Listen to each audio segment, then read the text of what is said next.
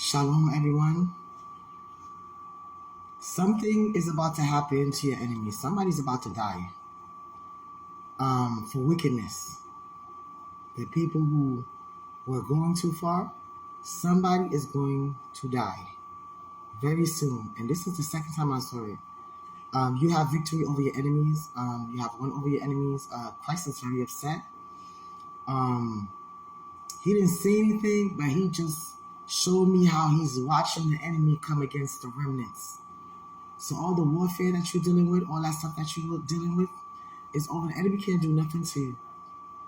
The enemy can't do nothing to you, believe it or not. I mean, some of them feel like they're superior, but like I said before, a lot of people who wants to bully, taunt, and do a whole bunch of stuff to the people of God is a lot of people who's in the occults. Your anointing irritates them. They want to steal your destiny. Some of them want to look like you. Some of them want to dress like you. They are very idly, what I would say. They idle things, you know. But as the children of God, we do not idle things. So when they see stuff around you and they see stuff on you, or they see your face, or they see your shape, or they see your car, they see your house, they're very idly. They're very they're very competitive, and it's not good competition. It's an evil competition. I always tell people, if somebody evil or somebody I don't know is competing with me, you competing with yourself, because I don't compete. I do what is best for me to get me to the next level. My eyes is not to be on anybody else, because that person is not going to help me get to the level. But the work that I work, the things that I do, the sweat that I put in is where's going to get me where I'm going. Not looking at what the next person is doing or try to steal or copy what the next person is doing. So right now you all are dealing with a lot of warfare. I'm in it too. You know, we're dealing with a lot of warfare, and you know, I don't know. I just think maybe it's the time. I don't know. Something is in the air. Well, we in Revelation. I'm just joking.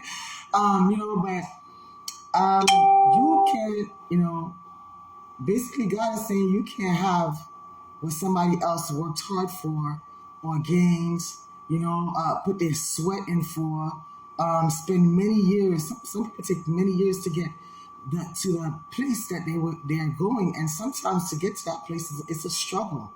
You understand? And for the enemy to sit down and look at the next person and just look at that person and just jealousy just raise up against you, and you just want to steal what that person worked for several years is insane. You understand? A lot of people now are doing witchcraft because they're trying to do this destiny switching thing. I'm hearing it all over the place. They done try to do the same thing to me. But like I said before, if they were doing it to a regular person, it would work. If you're not under Christ, it's going to work. But if you're under Christ, it's not going to happen. And everything they still try to steal from you, and you're under Christ, if you're like not experienced enough to know what's going on, trust me, it will turn back on them. Sevenfolds, it will reverse on them automatically. They're not even going to know why it's reversed. They're going to think you're a witch. But it really is the wrath of God. It's the power of God. You understand? So people don't have the right to say who you should date, where you should work. You know, some people, they actually want to be next to you, and they see purpose in you. They see that great light over you, and they want to stay next to you so they could pull or get a piece of what you're going to accomplish when you accomplish that thing, and use you for everything that you have until you're dried out. You know?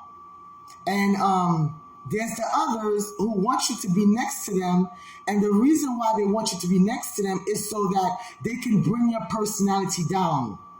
Which means if you're next to them and you don't have that security, if you don't have high self-esteem, and you don't have that strong personality to know I am somebody, I am going to be somebody, I am going to get to this place, they can take advantage of you and keep you right next to them and manipulate you all day, criticize you all day until that purpose never comes into fruition.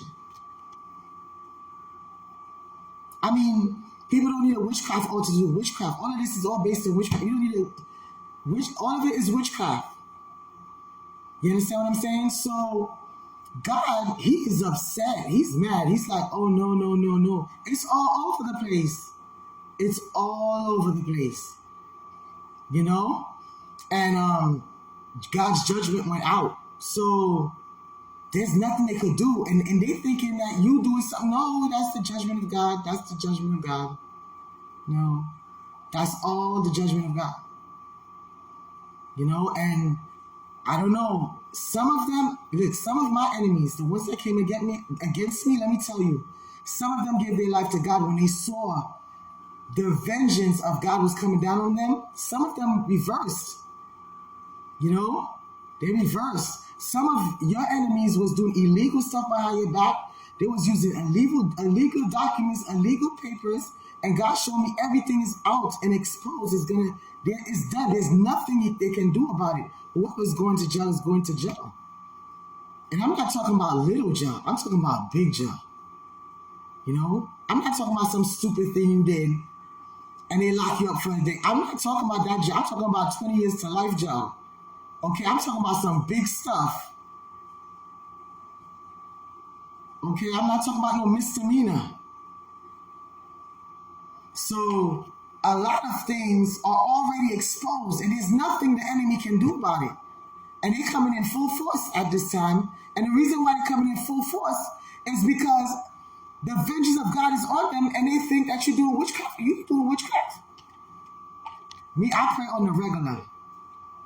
I call my father on the regular. I've been like this for maybe 15, 16 years. This is the way I am. Now, whatever God do to you, you got to go to God. You understand?